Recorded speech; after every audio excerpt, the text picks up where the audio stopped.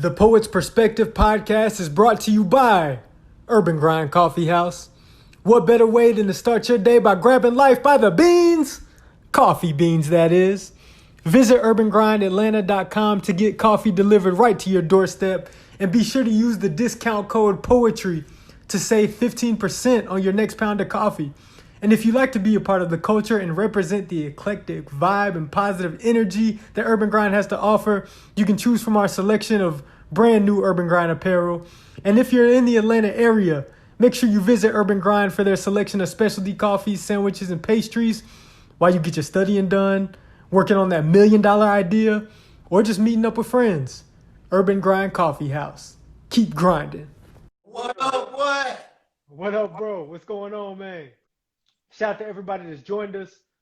You've reached the part of the show that I call the Poet's Perspective. That's when we bring our feature poet up. And tonight we got my man Will Chatman. Let me see. I met Will when we was actually at a live show at Urban Grind. Yes, And, sir. we was both at an open mic, working out our material. And then I think on the second time we seen each other, we just started talking, linked up. So Yeah. we just been in contact ever since. And Will is somebody I can go to for honest feedback. And we try to hold each other accountable on the poetry tip. So whenever he see me perform, he'll be like, "Yo, man, you can switch this up." And I try to do the same for him. But Will, most definitely positive feedback. Yeah. And so I appreciate that. So Will, go ahead and introduce yourself to the people. What's up, man? You can find me on IG at Swag Gossip 314. My government name is William Chatman. That's when I'm going back with the poetry. But like you say, I had met him at Urban Grind. Urban Grind was my home, still is my home. That's where when I first came to Atlanta, man, that's where I stepped on the scene with the poetry game. And it's just been taking off ever since, you know what I'm saying? Hey, that's what's up, man. So Will, how I usually do it is poets usually kick about 3 pieces, something like that, or whatever's in your heart.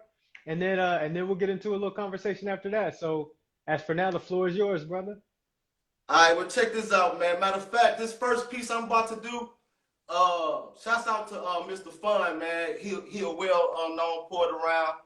He did some piece that had like a lot of black, I want to say it had a lot of black songs in there. He just used a lot of black songs to tell his story. I know what you're talking about. So when he did that, I went home. So this right here is like one of my first pieces that I actually written. So, and then as I go on, you're going to tell how like my pieces started growing as I started growing with the poetry. You know what I mean? So, you ready? Hey, ready whenever you are. It's my first piece. It's called Black Movies. They say that I'm a menace to society because they think I got the juice. Now, I'm no American gangster. I'm just a boys in the hood with hoop dreams who was taught to think like a man and do the right thing. Coming to America, poetic justice that would be precious, right? But beyond the lights, they waiting to exhale. And they'll set it off because it's a thin line between love and hate. And for them dead presidents, Jason lyrics to go bad boy in New Jack City. This is my house party, but money talks, and we all about the Benjamins. I'm coming straight out of Compton. I'm going straight to Wakanda. I guess you can say I'm on my Black Panthers. That's that piece. Hey. Yeah, so that was, like I say, man, that was one of my first pieces that I wrote, and that was because of my man, Mr. Fun, man.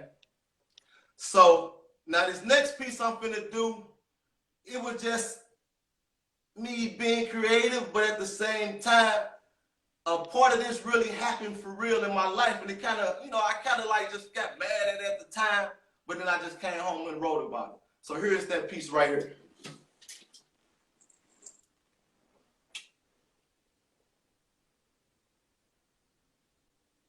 You a disgrace. Come asking me for some change with that big tattoo on your face. When you approach me, you scared me. Let's start there. Come screaming, OG, OG. OG? Man, you look older than me. Come asking me for some change. If I would have gave you some change, I would have changed your life. I would have gave you some good advice. I would have said, no, dog, don't get it hurt. Get it hurt. It'll save your career. Plus, it looked twice as nice. But you was caught up in a hype. See, Gucci Man got an ice cream cone on his face, and you thought that was tight. Quavo got a cross. Lil Wayne got tattoos. I get it. I get it. You a rapper now. You part of the entertainment business. You just down. You probably got a hot mixtape that's about to drop. Then you go be on top. So working a 9 to 5 was never your life. So getting a tattoo on your face was only right. Well, here's some change for you. Change your morals. Change your approach. Change the way you view things. If you really wanted some change, you would change the way you do things. See, we all been down before, so I know a little change can help. But before you ask for change again, you need to change yourself. Hey. Yeah. So that's that piece, man. Now, with this last piece I'm finna do, it kind of, I want to say, came a little bit from you. You got this one piece where you got talking about Nipsey Hussle. And I know whoever tuned in, they already know about the Nipsey Hussle piece, right? So with that being said, when you did it, I like how your piece ended and you had like this crowd participation, right? So I wanted to write a piece that I knew would kind of give me my crowd participation. You know what I'm saying? As I just said it so many times. Right. So this is my last piece, man, and this is one of my favorites right here too. So here we go. Here we go.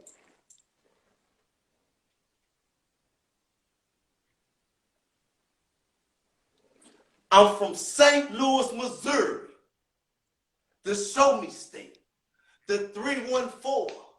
I was born November 25th, 1981, which is crazy. That just means I'm a 80s baby. Daddy's maybe, mama's baby. And I don't want to hear nothing about hip hop. Because the rap that you youngins is listening to nowadays, it might be hip, but it don't have that hop. You might can ride to it because it got that bop, but you can't learn nothing from it. That's why I lost this hop. Let me explain something to you. Why it seems like nowadays all rappers do is brag a lot. Talk about all the cash they got and all the jewelry that they done stashed and all the girls that they done smashed. And if you ask them about some cash, the first thing they say is, I'm going to get a bag. What is a bag? And how much is in a bag? Then they try to make us feel like have-nots because all the things they portray they got, they have not. We got people living downtown in Atlanta, starving, stomaching have-nots. They on IG posting pics with money to their ear. That's a disconnect over here. That's a have-not. But look, I'm far from a hater. I'm far from a hater. But I dislike social media so much because it brings us so close to fakeness that we can't even see what real is. Success leaves clues. Half of these rappers don't even know where they're at. It's a blessing. They manifest their way to the top. I'm trying to get there. Please teach me a lesson.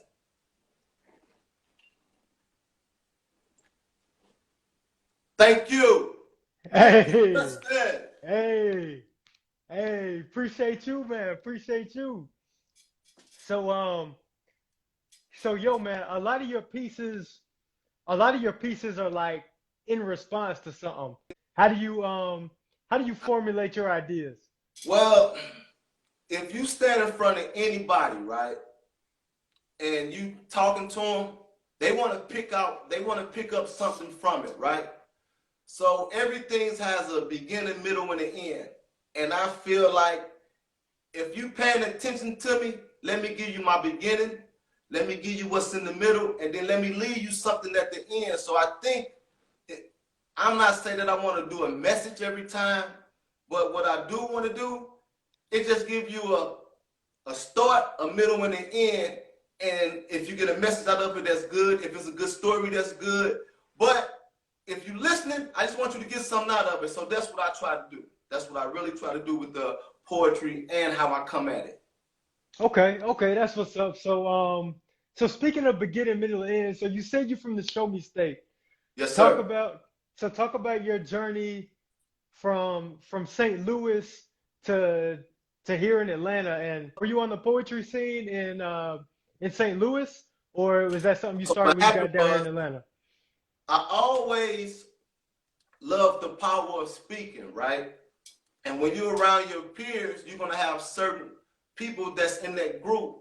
And I was almost like the one that talked a lot, was kind of funny, you know what I'm saying, trying to motivate all that in one. So my first thing I tried was radio.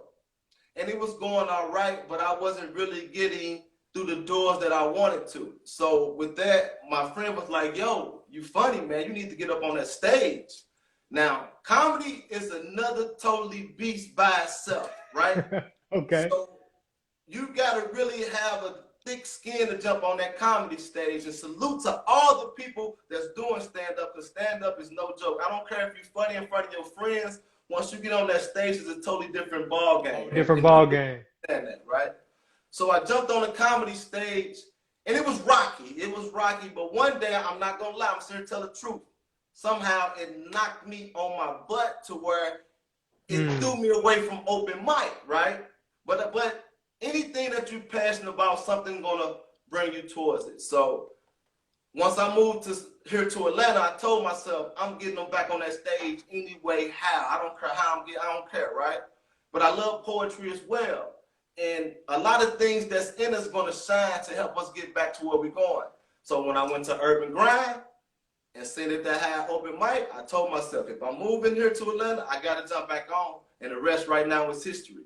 And that's why we're here talking to you right now, just because of those moments. That's what's up, man. So did you always know that you wanted to speak, or was it something that was just like a light bulb came on, or was it more like a progression over time? Like, was it any Wish particular moment? I wish I would have. It's funny how your passion will find you at certain times. And I know a lot of people passion or they gift will find them at a young age to where they can grow into it.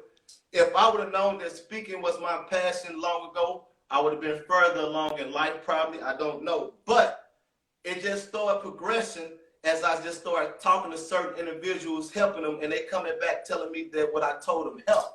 So as so much of that getting built in, that's a certain feeling you get when people come and tell you that your words was encouragement and they helped them get to the next level. You know what I'm saying? It's a high that I got off of it.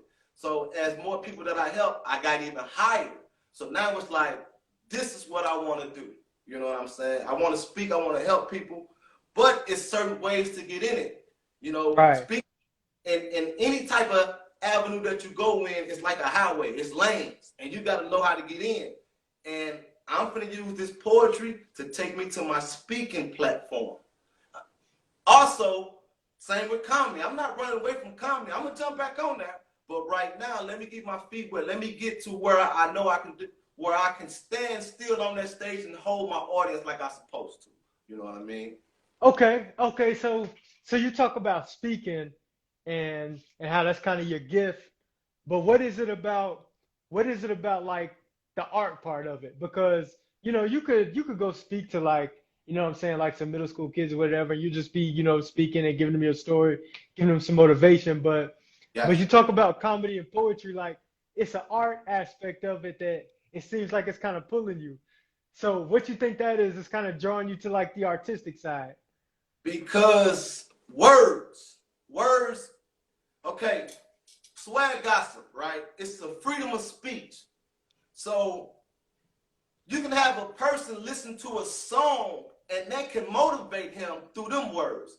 You can have a person speak to you one-on-one, he can get motivated. You can go through poetry with words and get motivated, or you can get laughter. Laughter can motivate you. Laughter sometimes dig on the pain. And when people laugh about the truth, it's easy for them to release that pain, right? So speaking comes in all forms. It just depends on how your ear want to take it to your brain. You know what I mean? So the art form comes with, okay, let me attack it this way. And the art of it is through words. And I know I can put two words together to make it sound tight. And if Yeah. these two words sound tight to make this person say, man, you know what? I get it. I know what you're trying to say. I'm on it. And he got that through the poetry. You know what I'm saying? Some people might get it through straight one-on-one talk, but it all depends. So the art form just comes to the delivery of what I'm trying to do. You know what I mean? Okay. So what's kind of the you've been in the poetry world and you've been in the comedy world. So what's some of the similarities you see within the two? And what's some of Okay. the biggest differences that you see?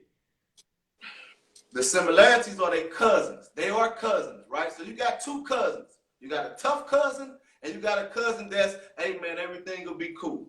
Comedy is your tough cousin.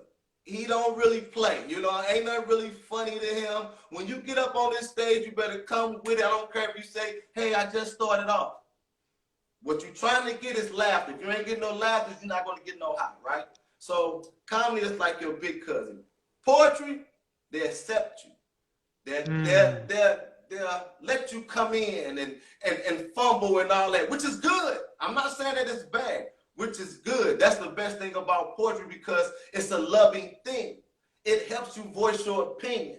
So it's like, to my opinion, if anybody trying to get on that stage or whatever, and you see an open poetry mic, go to it because it's going to help release what you're trying to do. If you're trying to do comedy and you go to there and it let the air out of your body, don't get mad. It's going to do you some poetry. I'm telling you, the poetry will say, hey, I can see what you're trying to do. Go ahead and do your thing and we'll support you. Now, they ain't going to let everything ride, you know. Right. Performing, though. You know what I'm saying? Yeah, yeah. I can see that, man. I can feel that. But I want to let people know too, it's some harsh poetry places out here. Oh, So yeah. so Yeah, you yeah. know And for I'm not saying that it's not.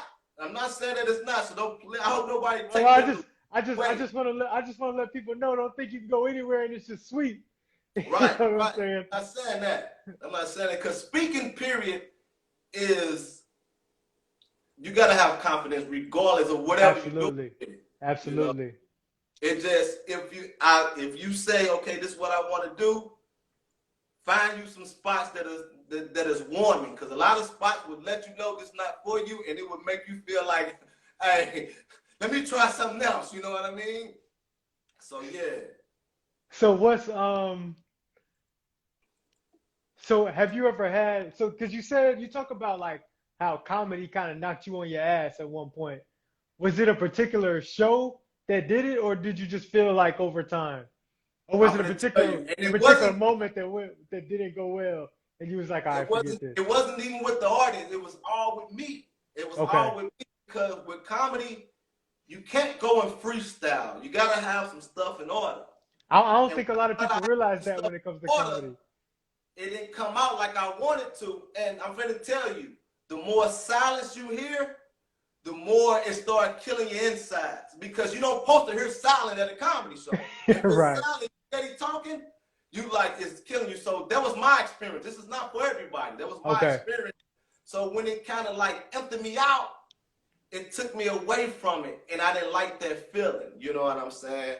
So I was just really trying to find me a home, and I found it. You know what I'm saying with the poetry. You know what I'm saying? So, how long you been in Atlanta now? A year. Been here for a whole year now. Okay. So do you see? Is it a difference in like? I mean, obviously Atlanta's probably it's probably got a bigger scene than St. Louis, but do you see any differences like moving Yes. around in Atlanta as opposed to St. Louis? What are some of those? Yeah. Elaborate on that a little bit. When I came to Atlanta, I typed in open mic, 20 open mics came up. Yeah, I was yeah, like, you'll get a man. bunch. Yeah, so it made me just get excited about that because if you don't have that many open mics and just go and try things, it kind of puts you in a box just doing the same stuff for the same crowd, the same people, and you're not really learning. Here in Atlanta, you can go different spots. You might have to drive a little bit, Right. but it's open mics, and Atlanta has a lot of people from different places, so the networking scene is a little bit more different too. It's a lot of people to network with, just how many you met, and so that's what it is. You can really come out here and get your work on. So what inspired you to come out here? Was it that particular reason, Yeah, or I mean, it's the network in the bigger city, the people you to run into. When I first moved out here, people was like helping me with directions and all that. And I even asked the guy, I said, man, why do people help people so much here? And his response was, ain't no telling who you helping. You might be helping somebody that can help somebody else. And just the way he explained it was just so much like, I get it. that's real? You know what I'm saying? So I know it's a lot of hate going on or whatever, but man, true people is still in this world, and I run to a lot of them. You know what I'm saying? I run to a lot of true, genuine people, you know? Hey man, it seems like when you turn on the TV and a lot of stuff you see on social media feels like a lot of hate, but the average person I run into is typically a nice person. And that Right. goes for whether it's Yeah. a black, white, whatever. Yeah. No matter So I don't what. know if like the media just portrays that like that's how it is, or it's really that much hate out here because I mean, I'm not saying that it's not out there, right? I'm not yeah. saying that it's not out there, Oh, but it definitely exists, but the yeah, average person that I run into, I don't know, but I also don't like. I feel like I don't give off like no fucked up energy. but see, Like that's the thing too. The law of attraction. You attract what you are, right? Now, since me and you ain't on that rah-rah stuff, we don't get the rah-rah. Now, but what I am saying is, it's still a lot of people outside of all that is just good energy, right, and they ain't not on that stuff. But like you say, the media only gets the bad. The bad shows. The good will never show, man. The good right. will never show as big as the bad. You know, so that's how it is. So are there any going kind of back to how you were raised, how you grew up? Is there are there any moments in your childhood that prepared you to be in front of people speaking? Or was it Nah, just like a progression over time thing? it's just a progression, you know what I'm saying? But I always been a leader, right? I always, wanted to. Prime example, I'm gonna take it all the way back to childhood when we used to play kickball, right? If I'm a captain, I want to be a captain because I knew I'm gonna pick the three weakest guys that's not gonna get picked, that's not gonna play, right? And if Yeah, we win or lose, I'm gonna tell y'all did a good job because these other guys gonna make you feel like dirt regardless. I was right. always that guy. You know what I'm saying? So as I got older, I'm starting to see people that need real help. That was just a mental help, right?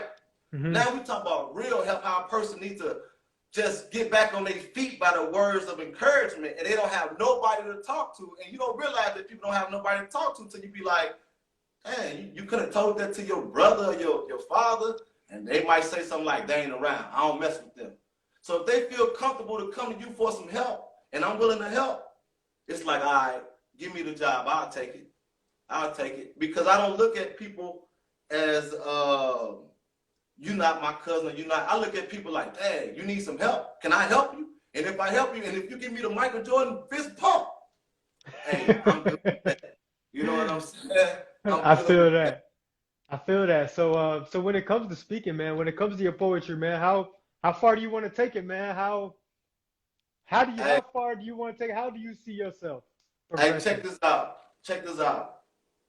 I got a pair of shoes in my closet, right? Matter of fact, I got two pair of shoes in my closet that I'm only gonna put them on when I'm in front of a big stage, right? And I tell my friends that all the time, they laugh, but that's so I see it. I see it. I see myself on stage with these shoes on, right? Now, at the event I see myself in, I'm rocking the stage with the comedy, poetry, and motivated speaking. So it's like it's just a nice time on stage. And that's where I see myself. So I don't know how I'm gonna get there, right? But it's gonna be a stage to where I'm entertaining my people with poetry, motivation speaking, and comedy all in one. Because it all go together. It all go together, you know? Hey, man, well, you definitely on the journey, man, and I appreciate you coming on the platform, and Man, I I appreciate appreciate you you. having me. Hey, Shouts out to man. Brian. Hey, Shouts man, out to just the platform. I definitely just appreciate you just being around, man. Like I said, we get that feedback to each other, man. I know it's definitely helpful for me, man.